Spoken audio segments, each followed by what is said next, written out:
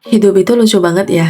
Kadang kita ngerasa udah ngelakuin semuanya bener, tapi hasilnya tetap aja nggak sesuai harapan. Udah usaha, udah capek, udah ngorbanin banyak hal, tapi kok rasanya masih gitu-gitu aja. Dan di titik itu, kita nggak langsung marah, kita nggak langsung nyerah. Biasanya kita cuma capek yang gak bisa dijelasin, capek yang dibawa tidur tapi tetap kebangun dengan pertanyaan yang sama besok paginya, capek yang bikin senyum terasa berat tapi mengeluh juga rasanya percuma. Lalu pelan-pelan kepala kita mulai penuh sama pertanyaan. Gue salahnya di mana? Apa gue kurang usaha?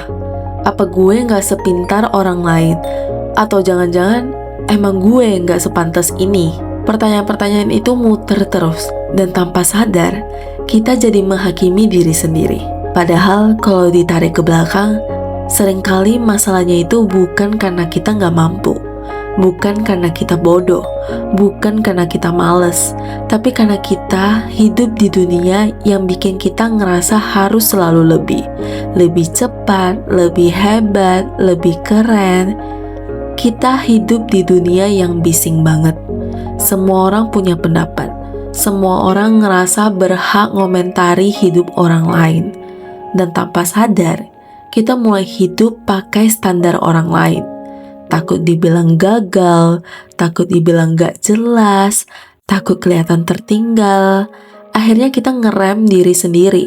Bukan karena gak mau maju, tapi karena takut salah langkah.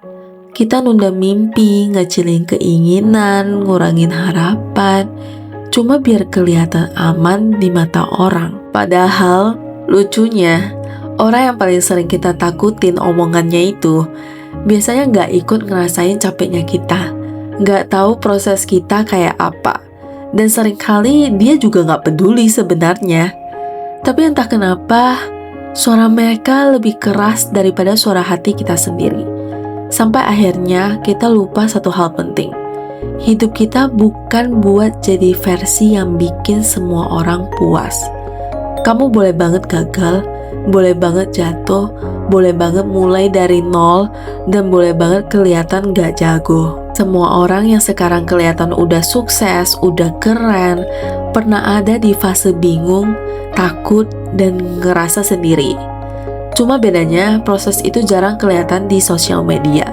Kita sering kebalik, ngeliat highlight hidup orang lain, terus ngebandingin sama behind the scene hidup kita sendiri. Ya pasti jelas capek, jelas ngerasa kurang. Setiap orang punya waktu masing-masing, punya luka masing-masing, punya pelajaran yang beda-beda. Ada orang yang cepat nemu jalannya, ada yang harus muter dulu, ada yang kelihatan lambat, padahal sebenarnya lagi belajar bertahan. Aku pernah baca satu kalimat yang ngena banget, dan dia bilangnya gini, gagal itu bukan lawannya sukses, gagal itu adalah bagian dari sukses. Kita ini manusia, bukan mesin. Kita nggak diciptakan buat selalu tepat, buat selalu benar.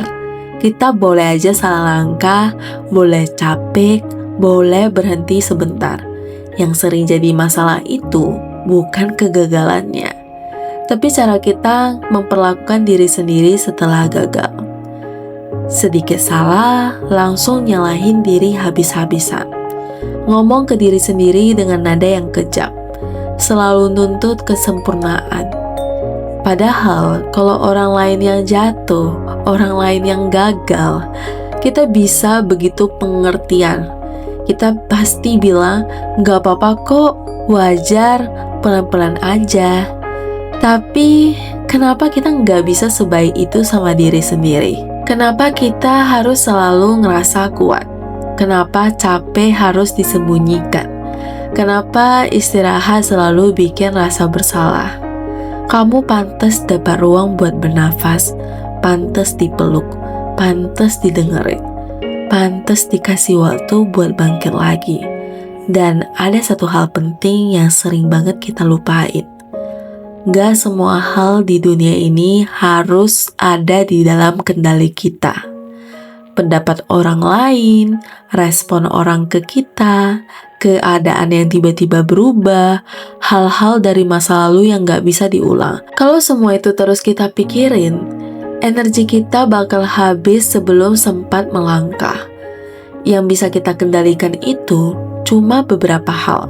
Cara kita merespon, usaha yang kita keluarin, mindset yang kita pilih, dan lingkungan yang kita izinkan buat dekat sama kita. Hidup jadi jauh lebih ringan waktu kita berhenti pengen ngontrol semuanya dan mulai fokus ngontrol diri sendiri. Pelan-pelan aja, kamu nggak harus berubah dalam semalam. Hidup bukan ajang perlombaan siapa yang paling cepat berhasil, siapa yang paling cepat sukses. Proses itu nggak lurus. Hari ini bisa semangat banget, besok bisa capek lagi. Dan itu normal. Perubahan besar jarang datang dari satu langkah yang besar. Biasanya datang dari langkah kecil yang diulang-ulang terus. Bangun sedikit lebih pagi, ngurangi nyalahin diri sendiri, berani nyoba lagi meskipun takut, milih buat tetap jalan meski pelan.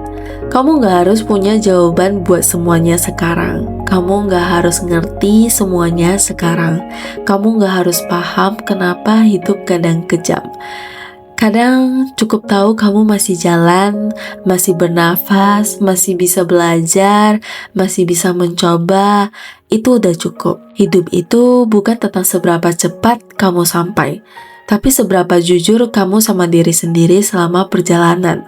Tumbuh itu gak nyaman, tumbuh itu sakit, tumbuh itu bikin ragu.